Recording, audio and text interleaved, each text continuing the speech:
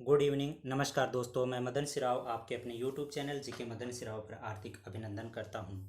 तो मेरे प्यारे दोस्तों, आज हम पढ़ेंगे राजस्थान की कृषि। और राजस्थान की कृषि का ये जो सेशन है ये बहुत ही इम्पोर्टेंट होने वाला है। क्यों इम्पोर्टेंट होने वाला है? क्योंकि आज की इस राजस्थान की कृषि में हम बात करेंगे तो उसमें मूल रूप से हम ग्रामीण शब्दावलियों का जिक्र करेंगे और साथ ही जो कृषि कार्य में जो क्रियाएं की जाती है, जैसे पाड़ है, सूड़ है, निनाण है, उनके बारे में हम विद फोटो सहित पढ़ेंगे। आपको बहुत ही शानदार तरीके से समझाया जाएगा। तो प्लीज़ मेरे प्यारे दोस्तों, आपसे निवेदन है कि वीडियो छोड़कर कहीं जाइएगा मत और देखिएगा कंटिन्यू पूरा वीडियो। तो हम जिक्र करने जा रहे हैं राजस्थान की कृषि।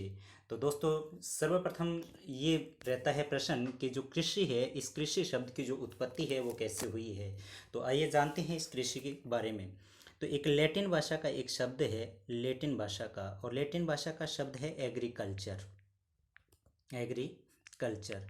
और लैटिन भाषा के इस एग्रीकल्चर से ही अपने राजस्थान की कृषि यानी कि ये जो कृषि शब्द है इसकी उत्पत्ति हुई है। तो लैटिन भाषा के एग्री एग्री और कल्चर ये दो शब्दों से मिलकर बना है, एक एग्री से और दूसरा कल्चर से मिलकर बना है।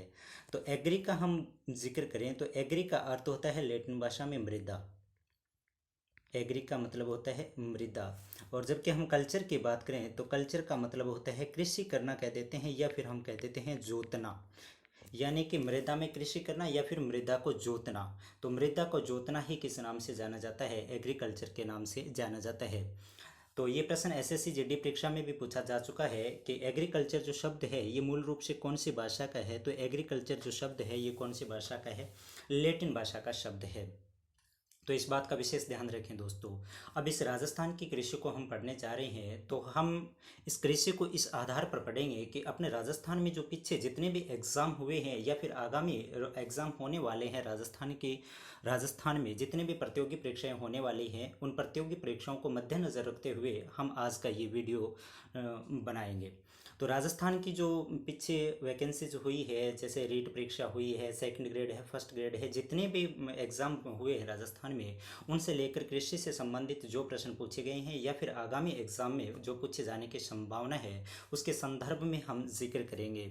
तो राजस्थान की कृषि के संदर्भ में हम चलें तो कृषि से संबंधित जो होने वाली क्रियाएं हैं कि राजस्थान में जो कृषि की जाती है उनका जो फर्स्ट स्टेप रहता है, प्रथम जो चरण रहता है वो किस प्रकार से रहता है, और राजस्थान में किस प्रकार से कृषि की जाती है या कृषि में होने वाली जो क्रियाएं हैं वो क्रियाएं कौन कौन सी है। तो एक बात तो थोड़ा सा ध्यान में रखना कि ये जो एग्रीकल्चर से यानी कि कृषि कृषि शब्द की उत्पत्ति लैटिन भाषा के एग्रीकल्चर से हुई है, थोड़ा सा ध्यान में रखना। एक बार पीछे प्रश्न पूछा जा चुका है। दूसरा जो कृषि करने का जो स्टेप आता है, दूसरा जो चरण है वो है मेरे प्यारे दोस्तों सूढ़। सूढ़। राजस्थान की परीक्षा में ये प्रश्न पूछा गया है, सूढ़ क्या है। तो दोस्तों ध्यान देना, सूढ़ की हम बात करें तो खेतों में जो अनावश्यक झाड़ी झंखाड़ होता है, देखो इस डेफिनेशन लिखता हूँ। खेतों में उगे अनावश्यक झाड़ी झंखाड़, अनावश्यक झाड़ी झंखाड़, अनावश्यक झाड़ी झंखाड़। खेतों में जो उगे अनावश्यक जो झाड़ी झंखाड़ है, इस झाड़ी झंखाड़ को किस नाम से जाना जाता है? राजस्थान में इसे सूढ़ के नाम से जाना जाता है। यानी कि हम जिक्र करें कि खेतों की जुताई करने से पहले जो खेतों में अनावश्यक जो झाड़ी झंखाड़ होते हैं, जैसे खींप है, आकड़ा है, बुई है, इस प्रकार से जो अनावश्यक झाड़ी झंखाड़ है उन्हें खोदा जाता है, उन्हें काटा जाता है और काट कर मैदानों को साफ किया जाता है। जैसे इन सूढ़ में हम बात करें, आपको सूढ़ में यानी कि राजस्थान में कौन कौन से किस प्रकार के जो वनस्पति है उन्हें सूढ़ के नाम से जाना जाता है। तो दोस्तों ध्यान में रखना, ये है आकड़ा। अपने राजस्थान में इसे ग्रामीण शब्दावली में इसे आकड़ा के नाम से जानते हैं। आकड़ा, आकड़ा, ये है आकड़ा। ये जो अपने खेतों में उगते हैं, जो अनावश्यक होते हैं, इन्हें खोदा जाता है, खोद कर मैदानों को साफ़ किया जाता है और साफ़ करने के बाद में फिर अपने इसकी जुताई होती है। तो मूल रूप से हम इसे रखेंगे सूढ़ में। आकड़ा है, आकड़ा को किस में रखेंगे? हम सूढ़ में रखेंगे। ये एक प्रकार से हम कह सकते हैं कि अनावश्यक ये झाड़ी झंखाड़ है। इसके बाद में मेरे प्यारे दोस्तों जिक्र करें हम तो ये है बुई। बुई, बुई, इसे रूंखड़ा के नाम से भी जाना जाता है, ध्यान में रखना। रूंखड़ा, ये बुई है, ये अनावश्यक झाड़ी झंखाड़ में लिया जाएगा, क्योंकि ये इसे खेतों की जुताई करने से पहले इन्हें काटा जाता है और काट के मैदानों को साफ किया जाता है। तो ध्यान में रखना, ये है बुई। और इसके बाद में हम और बात करें तो ये भी अनावश्यक ही है, मैदानों में उगते हैं और इन्हें फिर काट के साफ किया जाता है मैदानों को, और फिर जुताई की जाती है। इसे बोलते हैं हम खींप। ये लो खींप। जेल प्रहरी एग्ज़ाम 2017 में भी प्रश्न रह चुका है, और थोड़ा ध्यान देना। ये अभी जो राजस्थान में वन रक्षक वनपाल के जो एग्ज़ाम हुए उनमें भी ये प्रश्न रह चुका है। तो खींप, खींप की हम बात करें तो खींप की कच्ची फलियों को, खींप की कच्ची फलियों को, खींप की कच्ची फलियों को इसे कहा जाता है खिम्पोली। खिम्पोली बहुत बार एग्जाम में प्रश्न पूछा गया है कि खींप की इस कच्ची फली को किस नाम से जानते हैं। खिम्पोली के नाम से जानते हैं। और खिम्पोली की हम बात करें तो ये मूल रूप से सब्जी बनाने के काम आती है भाई, थोड़ा सा ध्यान रखना। खिम्पोली का उपयोग किस प्रकार से लेते हैं, हम सब्जी बनाने के काम में लेते हैं। और इसके बाद में हम और जिक्र करें तो मेरे प्यारे दोस्तों, इसका थोड़ा सा ध्यान में रख लेना कि ये किस नाम से जाने जाते हैं। ये सूड के नाम से जानते हैं। जो सूड है इसमें आकड़ा आ जाएगा, बुई आ जाएगी, खींप आ जाएगी, झरबेरी। इसके बाद में थोड़ा सा और ध्यान में रखना, जरबेरी। जरबेरी जिसे अपने राजस्थानी भाषा में इसे झाड़ियाँ कहते हैं। कंटीली जो झाड़ियाँ होती है वो पश्चिमी मरुस्थल में ये सर्वाधिक पाई जाती है। तो झाड़ियाँ ये किस नाम से जानी जाती है, ये सूड़ के नाम से जानी जाती है। इन्हें खोदा जाता है, काटा जाता है, काट के मैदानों को साफ किया जाता है और फिर ये बिजाई योग्य होते हैं। तो अब दूसरा जो कृषि करने का जो स्टेप रहेगा अपना, यानी कि दूसरा जो चरण आता है, तो पहले 1 नंबर की बात करें तो हम सूड़ हो गया, यानी कि खेतों में उगे अनावश्यक जो झाड़ी झंखाड़ होंगे उसे किस नाम से जाना जाएगा, सूड़ के नाम से जाना जाएगा। और सूड़ में मूल रूप से आपने पढ़ा कि आक पढ़ा आपने, और इसके बाद में हम बुई पढ़ी। बुई को थोड़ा सा ध्यान में रखना भाई, इसे रूंखड़ा के नाम से भी जानते हैं, ये भी थोड़ा ध्यान में रख लेना, रूंखड़ा, क्या पता कोई पूछ ही ले। और इसके बाद में जरबेरी पढ़े हैं, जरबेरी। और खींप, खींप ये जो वनस्पति है इसे हम किस नाम से जानते हैं, यानी कि कटाई की जाती है, इन्हें सूड़ कहते हैं। ये कृषि करने का फर्स्ट चरण है। इन्हें काटा जाता है, काट के मैदानों को साफ किया जाता है, फिर बिजाई योग्य करते हैं। दूसरा जो स्टेप आता है अपना कृषि करने का, उसमें आता है पाड़। दूसरा जो चरण है अपना, दूसरा चरण कौन सा है, पाड़ का रहेगा, पाड़। अच्छा, पाड़ क्या होती है, तो प्यारे दोस्तों पाड़ की हम बात करें तो शुष्क मैदानों को या फिर शुष्क जो धरातल है उनको जोतना होता है। तो मैं यहाँ लिख देता हूँ, शुष्क धरातल को जोतना, शुष्क धरातल को जोतना। अच्छा, शुष्क धरातल कौन सा है, जैसे हम बात करें तो मई जून के महीने में अपने जो खेत होते हैं, मैदान होते हैं, वो बिल्कुल शुष्क होते हैं। और इस समय में मई जून के महीनों में लगभग कृषक है, किसान है, जो अपने खेतों की जुताई करते हैं। और ये लोग खेतों की जुताई क्यों करते हैं, तो इसमें हम बात करें तो ज़मीन में केशिकात्व बन जाती है। केशिकात्व, केशिकात्व यानी कि केश नलियाँ, केश नलियाँ।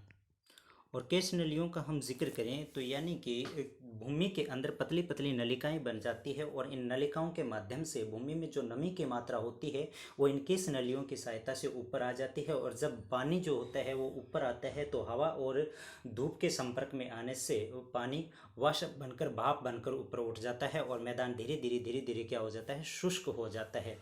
तो इस मैदान को शुष्कता से बचाने के लिए किसान क्या करते हैं, पाड़ करते हैं। जैसे एक डायग्राम आपको मैं दिखाता हूँ पाड़ करते हुए किसान का। ये देखिए, ये जो किसान है ट्रैक्टर से अपने खेत की जुताई कर रहा है। इसमें जो केश नली बनी है, भूमि में जो केश नली बनी है, केश नलियाँ, इनको तोड़ रहा है।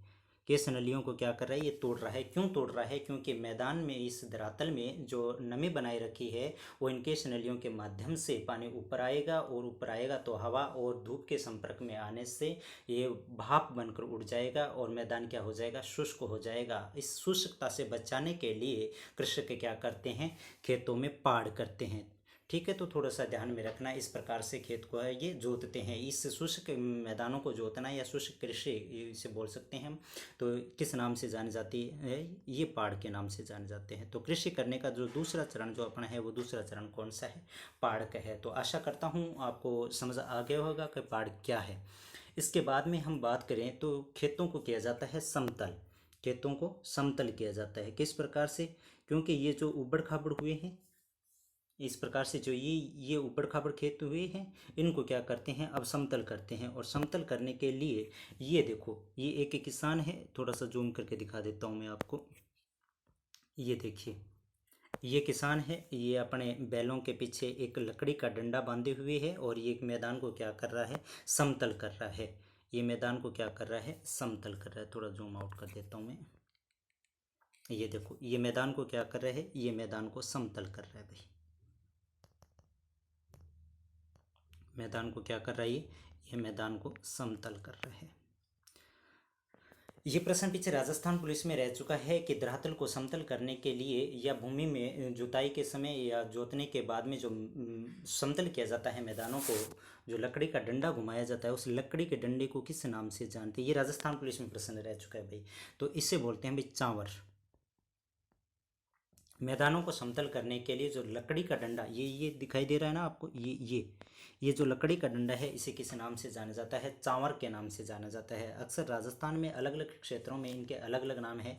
जैसे कुछ जगह इसे चांवर के नाम से जानते हैं, कुछ लोग इसे पाट के नाम से जानते हैं, और कुछ लोग इसे सुहागा के नाम से भी जानते हैं। सुहागा के नाम से जानते हैं। कुछ लोग इसे फट्टा के नाम से भी जानते हैं, फट्टा।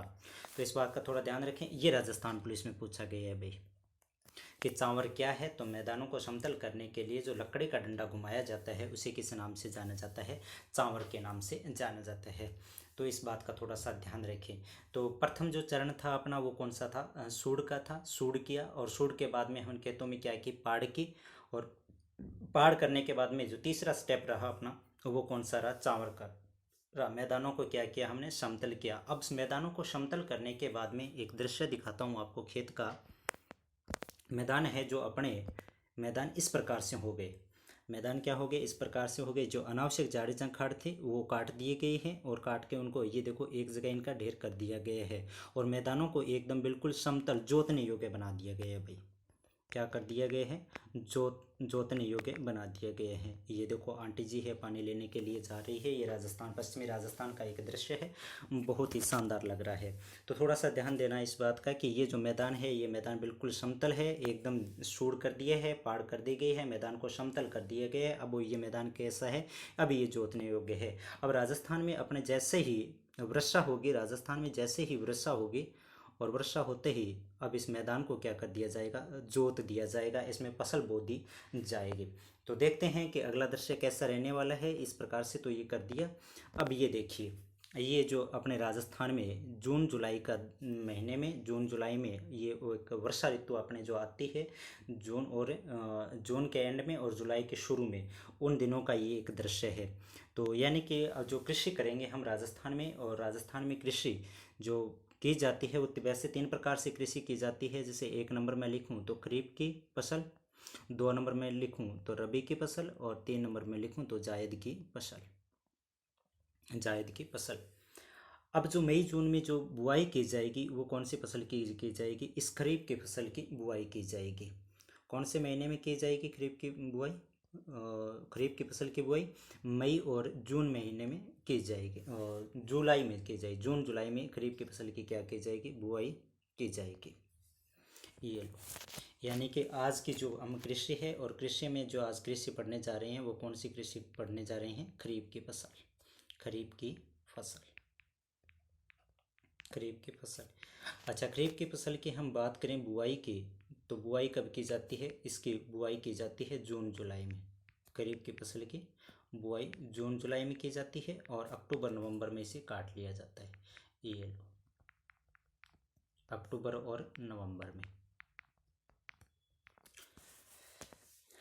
तो जून जुलाई में इसकी बुआई की जाती है, और अक्टूबर और नवंबर में इसे काट लिया जाता है। तो देखते हैं कि इसमें किस प्रकार से कृषि की जाती है पश्चिमी राजस्थान में। राजस्थान में बहुत ही शानदार दृश्य है जो आपको मैं दिखाने जा रहा हूँ।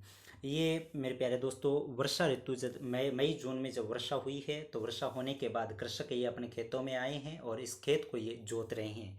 तो ध्यान रखना, जब राजस्थान में मई जून में वर्षा होगी, ये सीजनल वर्षा बोल सकते हैं हम, यानी खरीफ की फसल में जो वर्षा होगी, ये पहली वर्षा है और इस दिन लोग हल लेके और अपने खेतों में जाते हैं और खेतों को जोतने के लिए जाते हैं, जोतने के लिए जाते हैं। और खेतों को जोतने के लिए जाते हैं तो बिजाई का जो प्रथम दिन होता है, यानी कि जोतने का जो किसानों का जो ये प्रथम दिन है, इस दिन को जानते हैं ये हड़ोतिया के नाम से। इस बात का थोड़ा ध्यान रखें भाई, हड़ोतिया। बिजाई का जो प्रथम दिन होता है उस प्रथम दिन को किस नाम से जानते हैं? हड़ोतिया के नाम से जानते हैं। तो इस बात का थोड़ा ध्यान रखें। और हड़ोतिया में जो काम में ली जाने वाली कुछ चीज़ें हैं जो आपको मैं बता रहा हूँ, ये तो ऊँट है ही, जानते हैं, सब जानते हैं आप। ये जो है, ये जो ताऊजी है, ये पीछे एक हल पकड़े हुए हैं, ठीक है, इसको बोलते हैं हल, हल के नाम से जानते हैं। और एक बार आर एस भर्ती परीक्षा में ये प्रश्न पूछा गया है भाई, तंगड़। तो ये जो ऊँट के ऊपर जो ये एक रस्सी बंधी हुई है जिनसे ये ऊँट हल को खींच रहा है, इसे बोलते हैं तंगड़। किस नाम से जानते हैं? तंगड़ के नाम से जानते हैं। तो कई बार प्रश्न एग्जाम में रह चुके हैं, तो थोड़ा ध्यान रखें, हल और तंगड़। और इस दिन जो प्रथम दिन होता है वर्षा का और लोग खेतों में बिजाई के लिए जाते हैं, तो इस दिन को किस नाम से जानते हैं? हड़ोतिया के नाम से जानते हैं। और हड़ोतिया के दिन थोड़ा ध्यान में रखना, हल, हल आपको बताई दिया ये हल है। और हाड़ी, हाड़ी, हाड़ी बोलते हैं जो बिजाई करने वाला जो व्यक्ति होता है, ये जो ताऊजी है, इसको किस नाम से जानते हैं? इसे हाड़ी के नाम से जानते हैं। तो हर हड़ और हाड़ी को इस दिन 9 गांठों की एक राखड़ी बांधी जाती है भाई। हड़ और हाड़ी को कितने गांठों की राखड़ी बांधी जाती है? 9 गांठों की एक राखड़ी बांधी जाती है। और ये 9 गांठों की राखड़ी जो बांधी जाती है, ये गोगा जी के बांधी जाती है, गोगा जी के।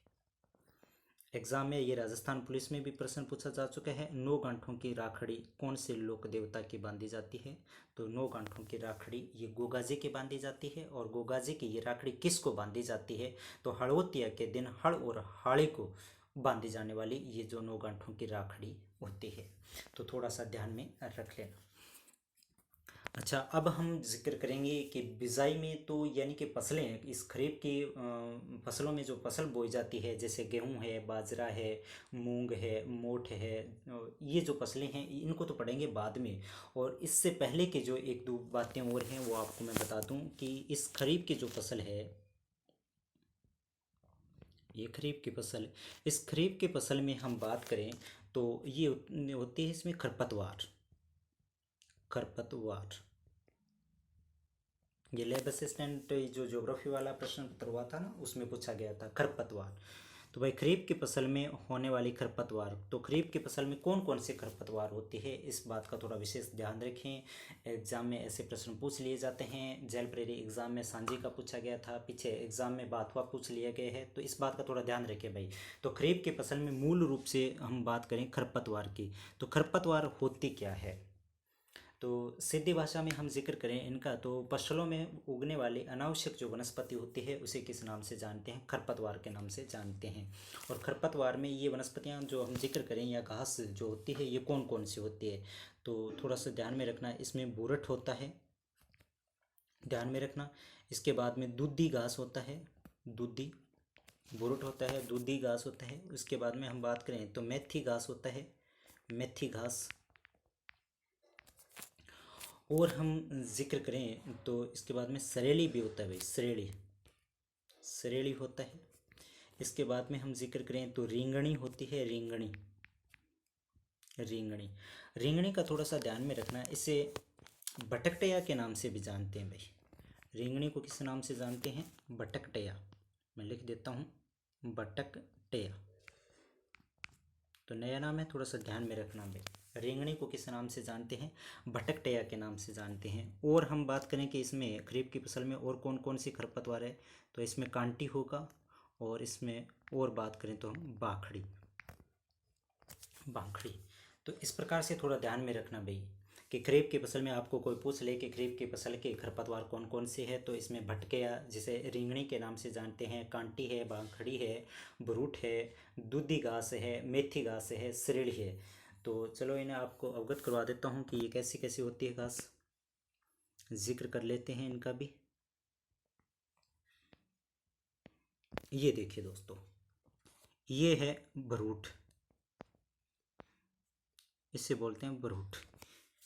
ये बरूट है। ये खरीफ की फसल में होने वाली एक अनावश्यक वनस्पति है, घास है, जिसे किस नाम से जानते हैं? बरूट के नाम से जानते हैं। अगर आपको अच्छा लगे तो स्क्रीनशॉट ले लेना। आगे और जिक्र करें हम तो ये है प्यारे दोस्तों दूधी घास। कौन सी घास है? दूधी। एक मिनट, ये कौन सा घास हो गया? दूधी घास। ये दूधी घास है। और जिक्र करें तो ये रहा दोस्तों, ये है धौल फूलिया। धौल फूलिया, धौल फूलिया, ये धौल फूलिया घास है। थोड़ा सा ध्यान में रख लेना, ये कौन से फसल में होता है? ये खरीफ की फसल में होने वाला एक घास है, जिसे किस नाम से जानते हैं? ये धौल फूलिया के नाम से जानते हैं। तो थोड़ा ध्यान में रखना है इस प्रकार से। और इसके बाद में और हम जिक्र करें तो कुछ और भी घास है, जैसे ये घास है। तो यानी कि ये कौन से सीज़न में होती है, या फिर हम कह सकते हैं ये खरीफ के फसलों में होती है। और खरीफ के फसलों में मुख्य रूप से ये देखें तो ये है भाई सेवन घास। कौन सी है? सेवन घास है। सेवन का तो एग्जाम में बहुत बार प्रश्न रह चुका है भाई। यानी कि दुधारू पशुओं के लिए पौष्टिक जो आहार माना जाता है वो किसको माना जाता है? सेवन घास को माना जाता है। और राजस्थान में पोखरण, जैसलमेर जिले में राजस्थान में पोखरण से लेकर मोहनगढ़ के बीच में एक मीठे पानी की भूगर्भीय जल पट्टी फैली हुई है, जिसे लाठी श्रृंखला के नाम से जानते हैं। किस नाम से जानते हैं? लाठी श्रृंखला। बहुत बार एग्जाम में प्रश्न रह चुका है ये लाठी श्रृंखला। ये भी रेट में भी आया था प्रश्न, ये लाठी श्रृंखला। तो लाठी श्रृंखला क्या है? तो मोहनगढ़ से पोखरण के बीच में फैली मीठे पानी की भूगर्भीय जल पट्टी है। उस पट्टी को किस नाम से जानते हैं? लाठी श्रृंखला के नाम से जानते हैं। और इस लाठी श्रृंखला में यहाँ सर्वाधिक जो घास पाई जाती है वो कौन सी घास है? सेवन घास है। और सेवन घास का विशेष ध्यान रखें, ये कि दुधारू पशुओं के लिए इसे सर्वोत्तम आहार माना जाता है, पौष्टिक आहार माना जाता है। थोड़ा ध्यान में रखना। इसके बाद में खरीफ के समय में होने वाली ये भी एक घास है, इसे बोलते हैं बूर के नाम से जानते हैं। जो बूर, सॉरी बरू, बूर नहीं, ये बरू है, बरू, बरू। तो ये घास है, इसे किस नाम से जानते हैं? बरू के नाम से जानते हैं। और कुछ घास भी है जो मैं आपको बता देता हूँ। ये इसे वैसे तो दामन के नाम से जानते हैं, दामन। और कुछ क्षेत्रों में इसे पतासी काकी के नाम से जानते हैं, पतासी काकी। तो थोड़ा ध्यान में रखना, इसे दामन के नाम से जानते हैं और कुछ क्षेत्र में इसे पतासी काकी के नाम से भी जानते हैं। ये राजस्थान की कुछ घास है, थोड़ा ध्यान में रखना। इसके बाद में हम जिक्र करें तो इस फसलों में जो उगे जो ये अपने जो पड़े हैं, घास पड़ी है, इन घास को निकालना होता है, क्योंकि ये फसल में क्या करते हैं? नुकसान करते हैं। तो फसल में नुकसान करते हैं तो फिर इसे निकालते हैं, और निकालते हैं तो इसे निकालने की ये जो प्रक्रिया होती है इसे निनाण के नाम से जानते हैं भाई। फसलों में उगे अनावश्यक जो खरपतवार है जिन्हें हम निकालते हैं, जो घास है जो अपने पड़ी है इसे निकालते हैं, तो निकालने की ये जो प्रक्रिया होती है इसे किस नाम से जानते हैं? निनाण के नाम से जानते हैं। जैसे निनाण की मैं डेफिनेशन लिखूं तो इस प्रकार से हो जाए, फसलों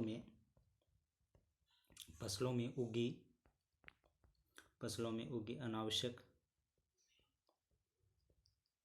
घास को निकालना,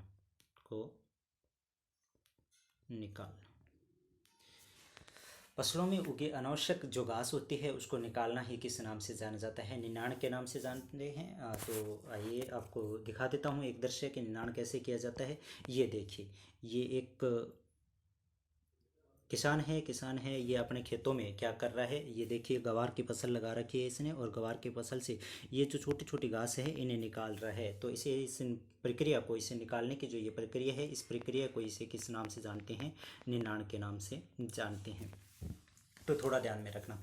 तो मेरे प्यारे दोस्तों, आज हमने जिक्र किया कि एग्रीकल्चर जो शब्द है ये कौन सी भाषा का है, तो इस बात का जिक्र किया। उसके बाद में हम कृषि के सेकंड स्टेप पे पहुँचे, तो वो था सूड था। और इसके बाद में हम पहुँचे पहाड़ पे, और फिर वर्षा में जो वर्षा ऋतु आई वो प्रथम दिन जुताई करते हैं तो जुताई करने वाला दिन हड़ौतिया के नाम से भी जानते हैं, वो पढ़ा। उसके बाद में खरपतवार पढ़ी और उसके बाद में निनाण पढ़े और राजस्थान की कुछ वनस्पतियां भी हमने पढ़ी। तो कल हम पढ़ेंगे कि इस खरीफ की फसल में बोई जाने वाली कौन कौन सी फसलें रहेंगी, या फिर राजस्थान में कितने प्रतिशत भूभाग पर खरीफ की फसलें बोई जाती है या फिर रबी की फसलें बोई जाती है, या राजस्थान के कितने प्रतिशत भूभाग पर अपने कृषि की जाती है। तो ये चीज़ जो है ये अपने कल पढ़ेंगे। आज के वीडियो में बस इतना ही। अगर आपको वीडियो अच्छा लगे तो लाइक शेयर कमेंट करना न भूलें। Thank you.